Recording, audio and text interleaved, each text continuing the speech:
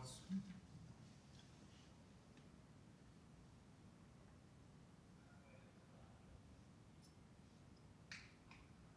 you very much. Please be seated.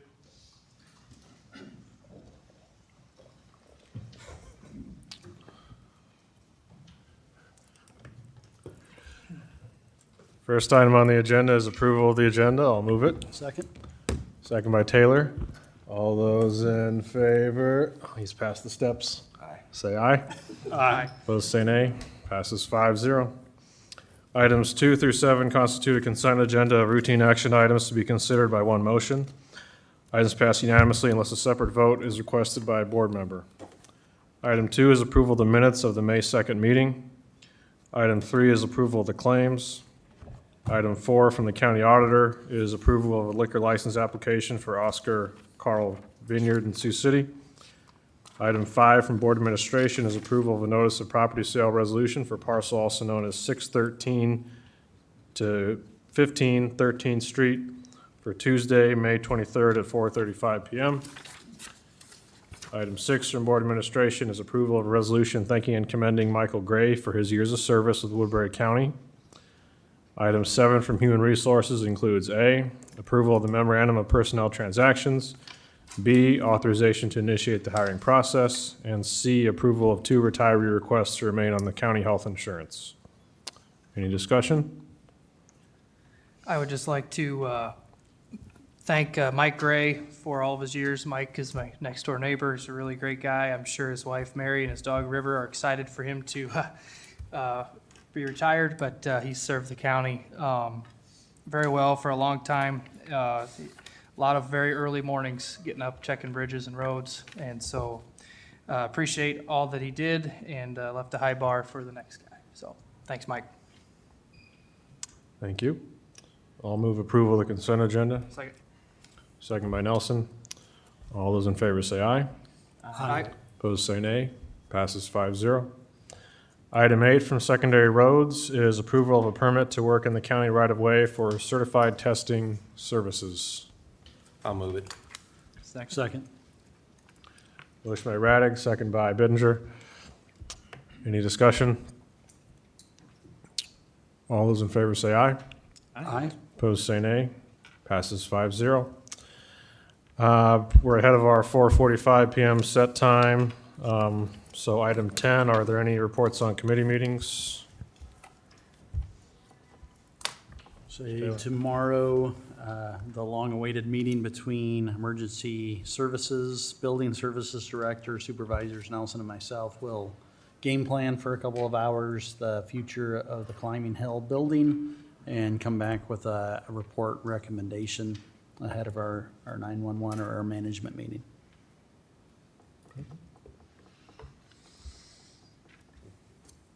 NPO Policy Board with Simcoe, and then we discussed the CERTS building and the progress being made there, and some purchasing of equipment. Everything looks to be ahead of schedule now on that. Things that were delayed have kind of caught up. So some of that still is contingent on like moving dates and closing on the building they're in as well. So things moving along quite well there.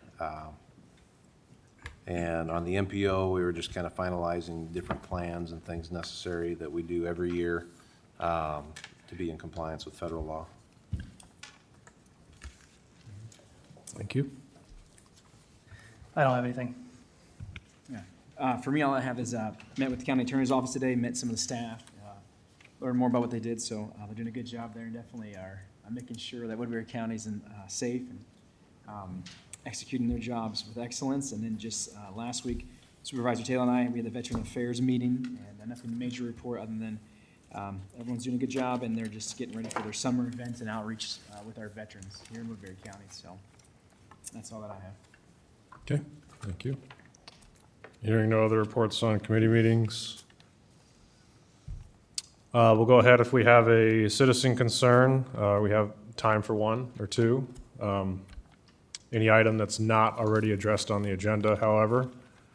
Is there anyone here to speak on anything not already addressed on the agenda? Okay, hearing none. We'll move to one board concern. We can certainly come back to this item, but with the recent legislation that's passed involving property tax rates and the caps and the consolidations to $3.50, Dennis, perhaps next week you could have a informational letter or perhaps some tables for us on how that impacts our budgeting going forward and what levies are impacted. I know debt service is not. Just general fund, which is just general basic and rural basic. And they did raise our essential purpose from $1,200,000 to $1,540,000. They raised that 30%, and then there's different restrictions on when you can publish and have dates for bonded issues, which we don't have many bond issues at all. So, but it's the general basic. They were gonna wean us down from 388 that we're at. We can stay at that, but gradually it gets weaned down.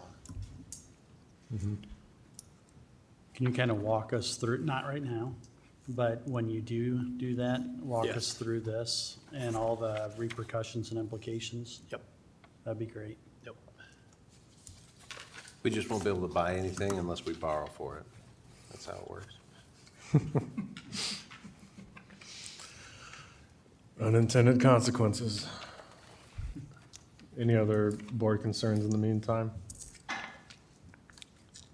Only one I have is FEMA, excuse me. They're having that carbon pipeline meeting in Des Moines, May 31st and June 1st. I didn't know if one of us wanted to go to that. I can go. I have availability to go. I cannot, so, yep. I can.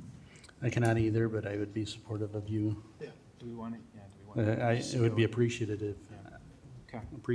you would be able to. Yeah. All right. I'll get signed up then for that. Yes. Just to piggyback off of Dan, we were both, because we have a little time, we were both at Veterans Affairs. They are looking at cost adjustments to funerals.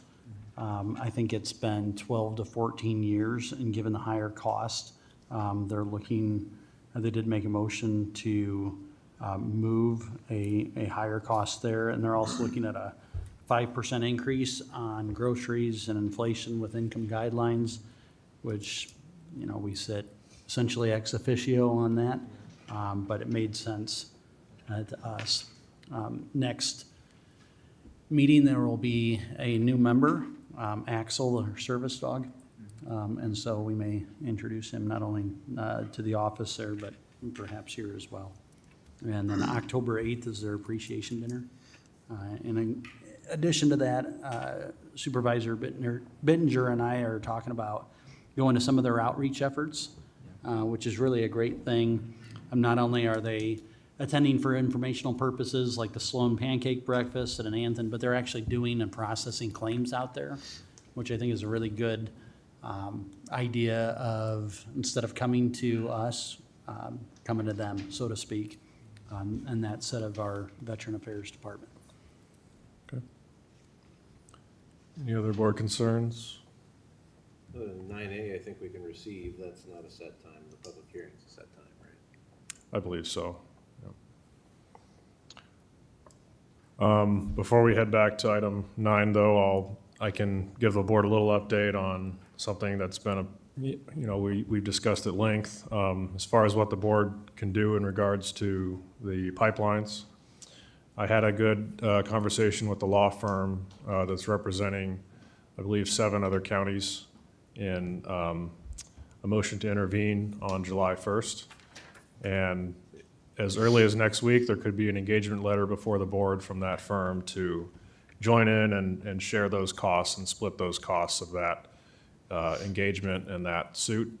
I think that's the most cost-effective way for Woodbury County to have a say in the project as a whole and the state rules, rather than just its own little footprint that would be contingent upon the ruling for Shelby County. And we would kind of be just waiting in the wings for that, and probably at much greater cost. So there'll be more, most likely next week, but just to inform the board. There's no conflicts that were flagged thus far, and so I think it'll be a good, we'd be the largest county involved and lend some credibility to the intervention. And without deliberating, your understanding of that engagement would be on a not per population basis, but on a per county basis? Yes, In terms yes. of a If fee there's- schedule potentially? If there's 7 or 8 counties, we'd be 1/7 or 1/8 of the cost.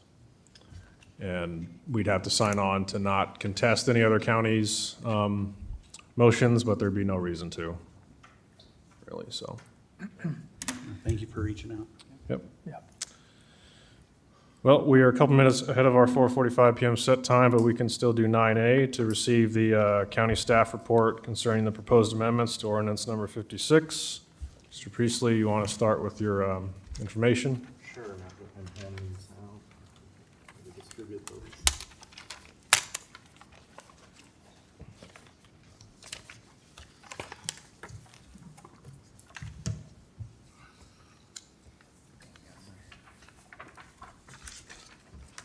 Okay, and basically the document before you is just a kind of a staff report that points out the proposed increased setbacks for city limits to 2 miles, as well as the public conservation area.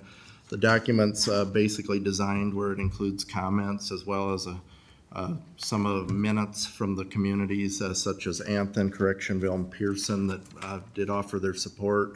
Mid-American did make a comment. I believe they had mentioned they kind of prefer the 1 mile versus the city, and not a comment so much with the conservation areas. And Next Area Energy was basically neutral on that through the compilation period, me collecting those respective comments that go into this report.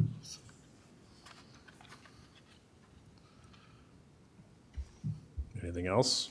That's all I got as far as this document. Okay. I'll move to receive the report. Second. Motion by Raddick, second by Nelson. Any discussion or questions for Dan? All those in favor say aye. Aye. Opposed say nay. Passes 5-0. We are now at our 4:45 PM set time, item 9B for action. This is a public hearing for an ordinance to amend the portions of the ordinance number 56 and to modify section 6.1A related to wind turbine setback requirements to increase them, regulating commercial wind energy conversion systems in unincorporated Woodbury County. The public hearing is now open for anyone who would like to address the board, or if you have questions for the department, we can compile those and they can respond after all the public comment is in. So, is there anyone who'd like to address the board? Please, please approach the microphone, give your name and address and your comment. Kathy Hoffman from Kendall, Iowa. Our city council voted that we would like the windmills no closer than 5 miles outside of our city. That would cover our park, the county park and everything. I feel that the windmills are similar to a cedar tree, the ones that are invasive. It starts with one and then they just continue to grow. They aren't good for the environment, they aren't good for the animals, they aren't good for birds. Our city is pretty adamant about this. So anyhow, thank you. Thank you. Any other public comment? You guys doing? Larry Philippi, Anthon, Iowa, 2127 Kasuth Avenue. I've personally watched over the last 25 years, I've watched communities of Mobile grow, I've watched Lawton grow. Mobile literally is probably a mile out further than what they were 25 years ago with their subdivisions. So, you know, if we want to grow counties, we got to look at the tax base, we want to grow schools. Unless we're absolutely saying we're happy with everything right now, we don't want to get any bigger, then, you know, let's not do anything. But I think that I agree with the young lady over here. 5 miles sounds like a fantastic distance to me. 2 miles isn't near enough. If you think of, I don't know what the average contract is it 50 years that you're getting people to sign? Yes, yes, yes. 40 years. I just said in 25 years, we know how far Mobile grew. We know what Lawton did as far as a subdivision. And subdivisions aren't really cool unless they're out a little bit further from town. So if we say 1 mile, we just basically kissed Woodbury County goodbye as far as any growth goes. And if we want to see a disaster, let's go to Ida, let's go to Buena Vista, let's go to northern Plymouth County, and then you get into the ridiculous arguments that all those folks have.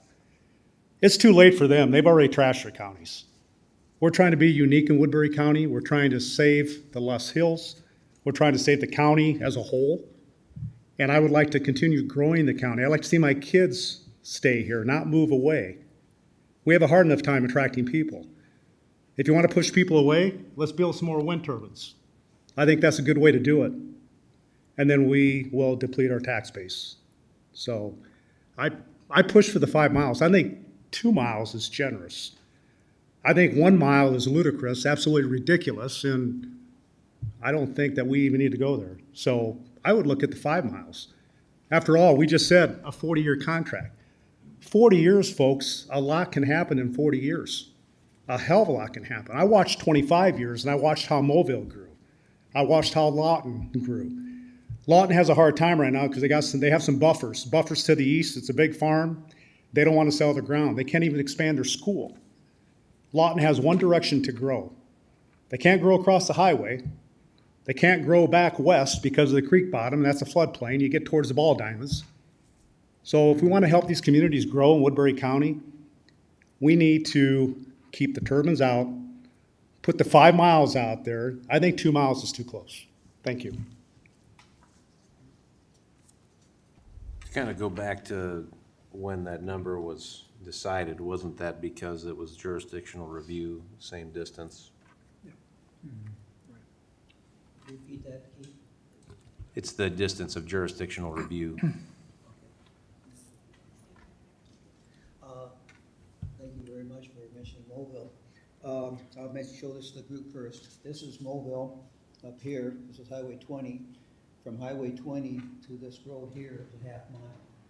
So 2 miles might be just a little bit close. This is our future plan. We are not sitting on our hands. We want to go ahead and expand. And this is across from 20. We've got to divide it into 4 phases. We know it's going to take time, but it will eventually happen. The person that owns this ground now is willing to work with the city. And right now we are, thank you again, we are developing very quickly. We have 2 subdivisions going on. We've got ourselves TIFed to the max. And so when we start getting the money back in, we'll go ahead and TIF some more. It's a good program. I have to apologize to my community, and because the fact is Mark did talk to me here several times, and we went ahead and didn't really make a resolution such as Correctionville did, but we had a meeting this past Wednesday, and our council went ahead and said 2 miles is not enough. They'd like to make it to 5.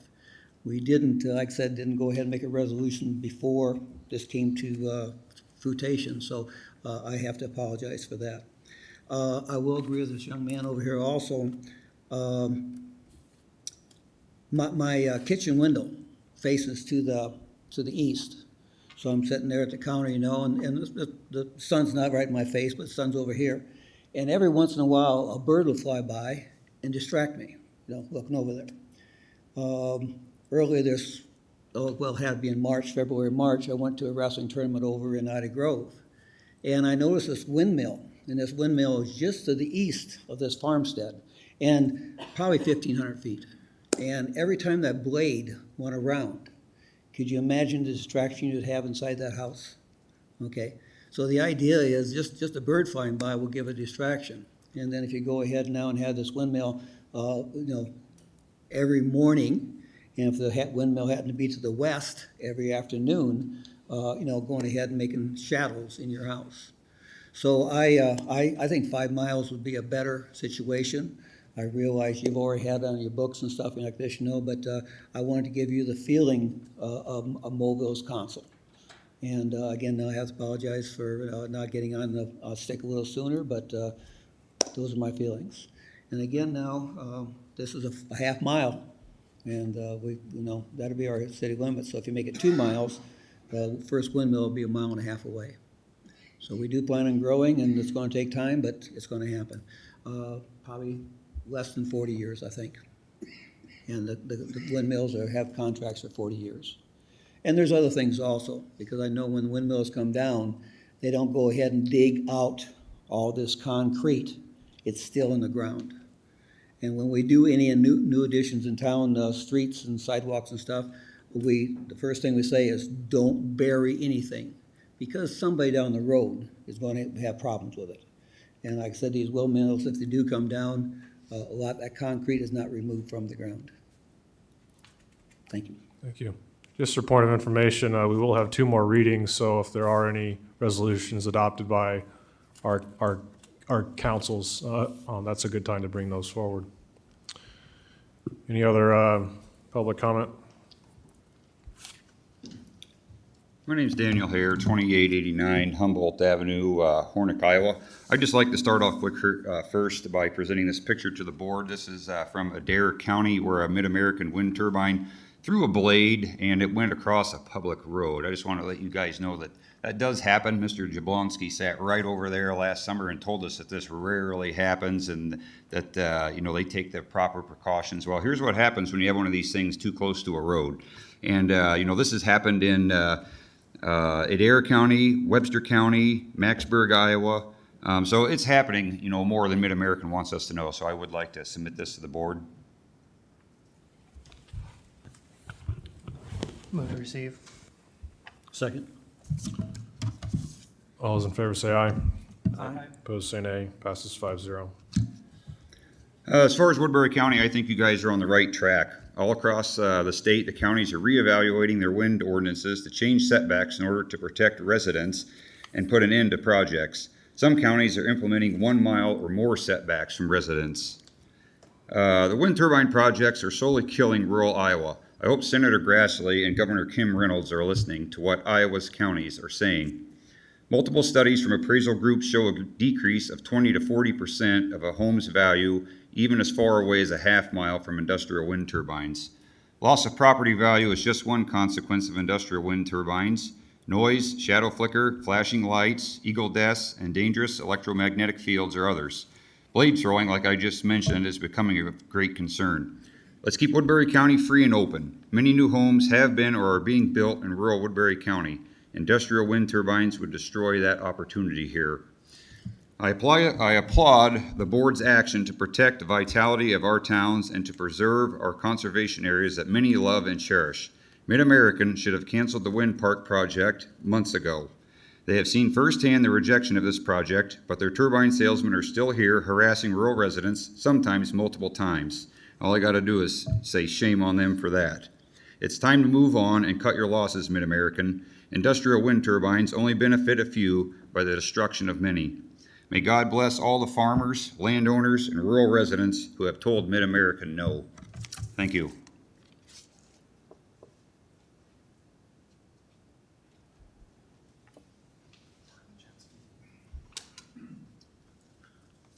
William Doherty, Mid-American Energy, 4299 Northwest Urbandale Drive, Urbandale, Iowa.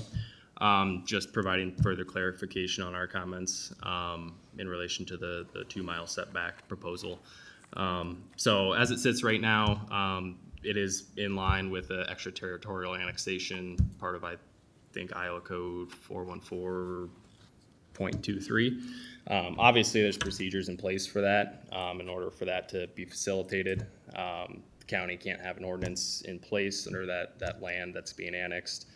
You have to go through, obviously, the public hearing process for any of the lands there, and then the landowners can appeal any of those processes from there on out. So we have developed or bought projects in the past that do have turbines outside 1 mile but inside 2 miles from city limits.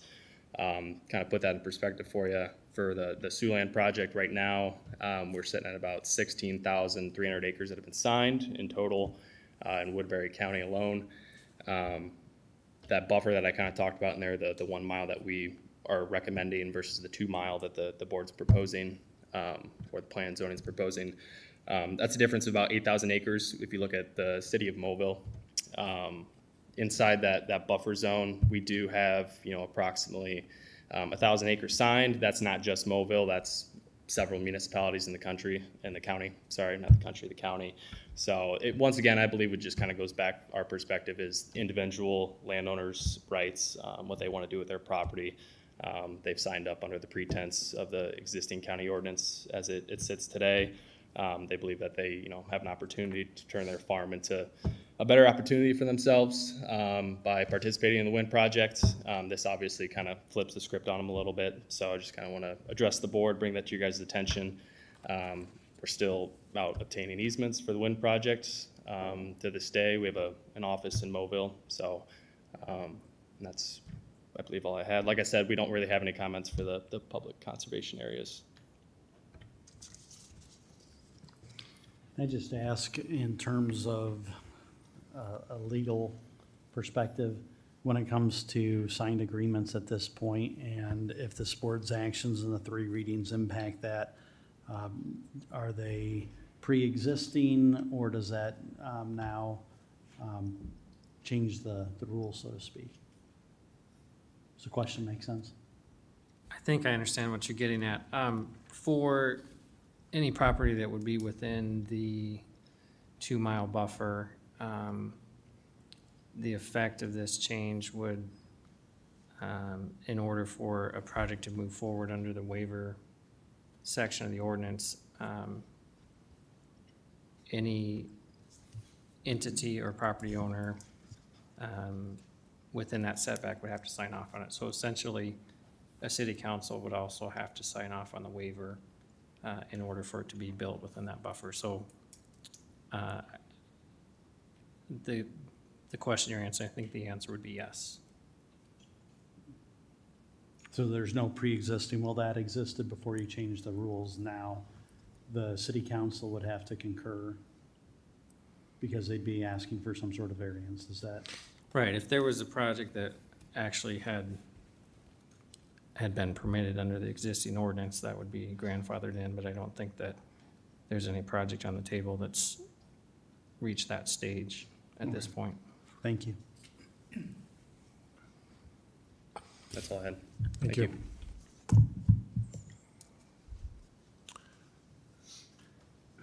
Is there anyone else before we hear from the mayor again? Okay. I'd like to ask Mid-America. Come to the microphone, please. I'd like to ask Mid-America a question. You went ahead and had a lot of statistics of acreage and farmers and stuff. How many farmers, they have to own their land, of course, that's why you go in there. How many farmers live on the farm and not someplace else? Because a lot of times, they will go ahead and live someplace else, own the land, live someplace else. So they don't really care what happens to the land as long as you get the money. Sure.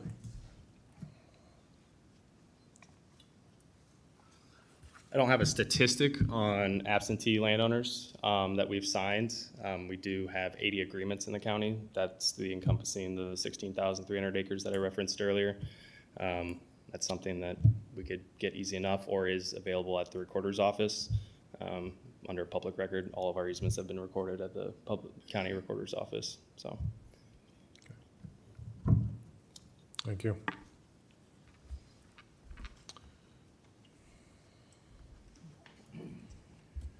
Doyle Turner, 2738 200th Street, Mobile. I would just like to clarify one thing. Mid-American said, I believe their easements are for 40 years, but I believe, isn't there a renewal option in there that would make it for 80? Isn't there a renewal option? Yes. How long is that a renewal option? I don't want to misquote. I actually am second guessing that now. I don't think there is a renewal option. I know that there's been easements recorded in the county by other entities that do have renewal options up to 90 years. We have not recorded that. I don't want to misspeak. I appreciate that. I don't believe we do have a renewal option on it. The way we've conducted it, sorry, I'll come up. I know this is annoying when I try to watch these meetings on the internet. Anyways, I said, don't want to misspeak. I don't believe, I can double check for you, but I don't believe we have a renewal option on our lease agreements. At our existing wind parks as they stand currently, most of them, if not all of them, once again, don't want to misspeak, just speaking in generalities, don't have extensions either. What we do is we come back to the landowners at a later date. If we do repower our parks 10, 15, 20 years down the road, we renegotiate with them in good faith and then take it from there. So, sometimes people sign, sometimes they don't. Sometimes that land turns over between landowners. It gives them an opportunity to renegotiate those contract extensions. So I don't believe we do, but I can double check if that's something that the board wants to know. I also believe, once again, that's in the county recorder's office. Thank you. I do believe he's right in that there are some lease easements out there that have renewals that actually make them go to 90. I've seen some by separate entities, yes. And I think when you look at these towns growing, 90 years is a long time. And as people have discussed before, these towns can't grow in a circle. I would agree with Mr. Doherty completely that there's a lot of acres in that 2-mile circle, but when you take most of the towns that are growing in our county, most of them can only grow 1 or 2 directions, and that's it. So that 2 miles isn't really anywhere near as many acres that can actually be grown on as what Mr. Doherty is talking about. So I would completely support Mr. Doherty if he wanted to lobby the state and we make it not a circle, but we let these communities say we want to grow this direction and we give them more area that direction and maybe we take land away from them. But currently that's not the way the state looks at it. I don't think 2 miles over a 90-year period of time is unreasonable. I do want to read you something from the April 27th meeting in Page County. They're looking at going through the same process. The board would like the agreed portion of the windmill discussion recorded in the minutes. The board agreed a windmill cannot be less than a mile from the property line of a non-participating landowner. The height of a windmill cannot exceed 300 feet to the blade tip. The board agreed to a 10-foot feeder line when installing windmills. They agreed on a cap of 40 decibels for noise, which they will reevaluate when they put the ordinance together. They agreed that no amount of shadow flicker may fall in or on the right-of-way or on the land of a non-participating landowner. Compared to this, we are very conservative in how we're approaching this. Page County, I honestly believe that right-of-way is your responsibility, and it should be your goal to keep that flicker out of that right-of-way. And I think it's only right to keep it off the neighbor's property also. Thank you.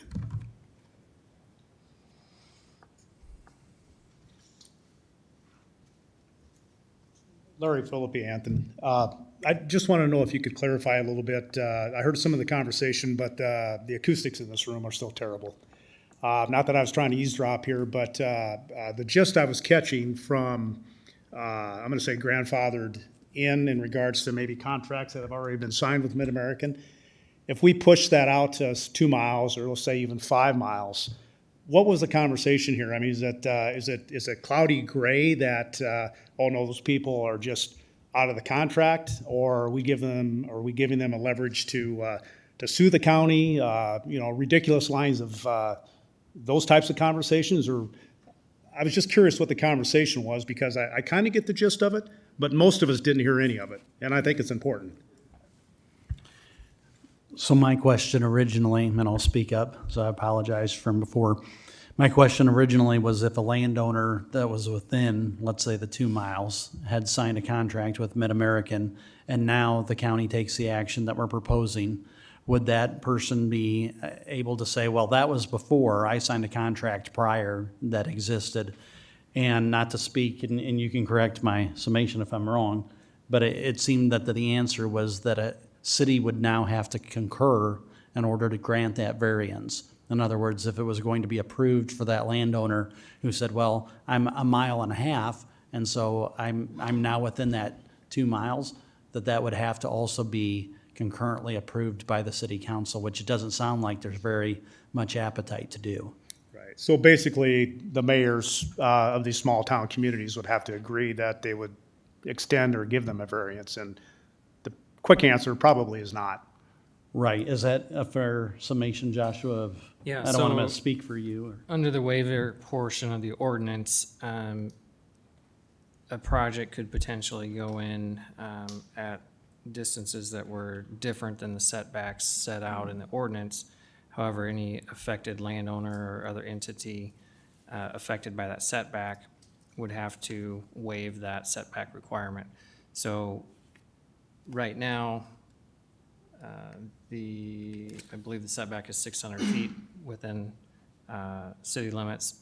If the board were to extend that to 2 miles, then a city council would have to pass a resolution to approve waiving that setback requirement in order for such a project to proceed under the waiver section of the ordinance. And we all know more than likely that probably would not happen. But the way it currently stands, and this is to William Doherty, there is not a project currently that's getting started in Woodbury County on behalf of Mid-American. Is that correct?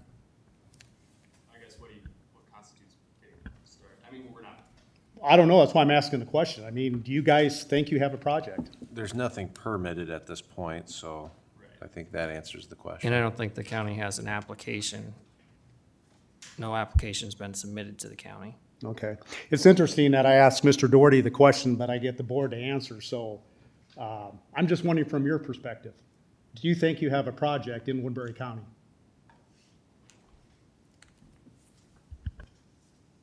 Sorry, I don't mean to displace you, No, Larry. that's fine. So, I mean, the way this kind of, the process works, it's a little bit unique for power companies. It's all on a voluntary basis. So, constituting the start of a project, is that when you first start talking to landowners or permitting, a lot of people would say, the permitting process is when a project actually comes to fruition. So there's a lot of groundwork that's go on the front end of things in order to facilitate the proper studies, paperwork, documentation that goes into the permit process that the county board then has to, review and approve or deny. So depending on your definition, I mean, yes, we've started work on surveys from an environmental standpoint. We started talking with landowners. We've made land evaluation payments to people. We've talked with various interest groups, stakeholder groups, but no, we do not have a permit application at this time.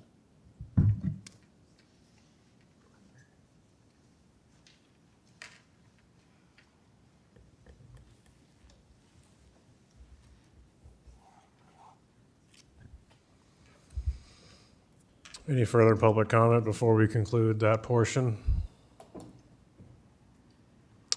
Hearing none, I'll move the public hearing be closed. Second? Second by Radig. All those in favor say aye. Aye. Opposed say nay. Passes 5-0.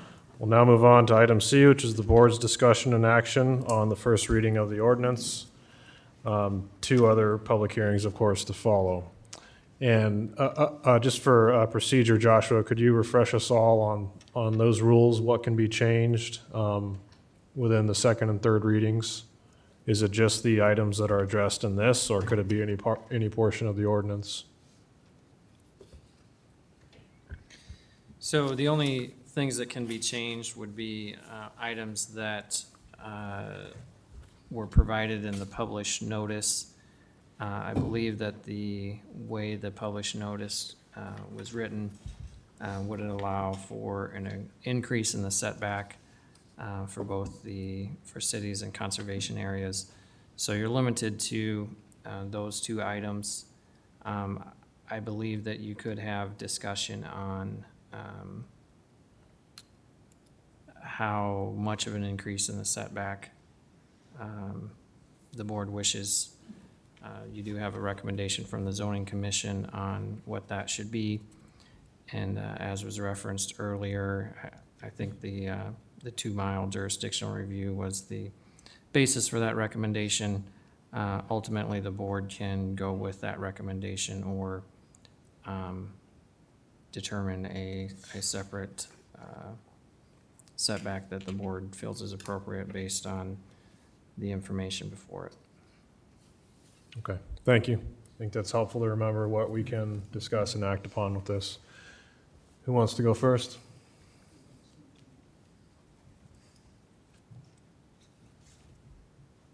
I'll move the first reading. I'll second. Motion by Radig, second by Bidinger. Any comments or discussion? So just to clarify, the reading as it stands right now is essentially for the 2 miles from city limits and 2,640 from conservation areas, just to make sure we're, That's correct. Now, it says public ground though, and it looks like some of Mark's places are included in that public ground, because not all that is conservation ground on that map that I'm looking at, right? Everything we had on that map was conservation. That, okay, it was, okay. Not include, county properties, but there's enough overlap there in the correctional area that it both got. Because like even these little dots out here, they were conservation ground? Like in the middle Yes, here? that's, Okay. part of that Oak Ridge part.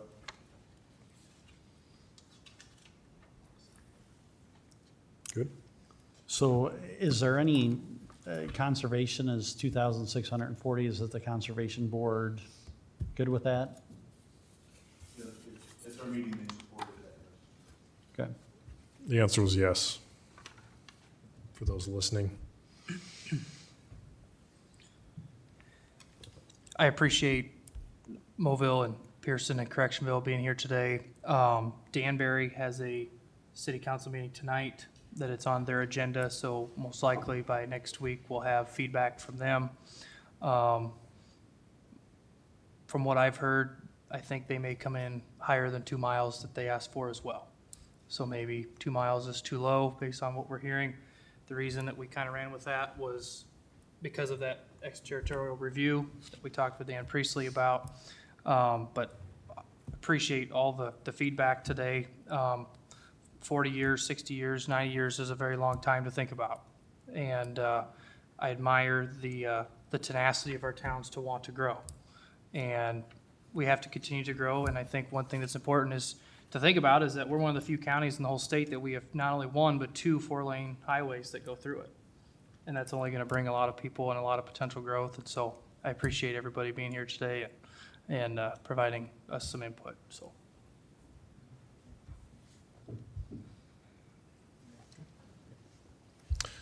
Yes, thank you again to everyone who came. Hearing no other discussion.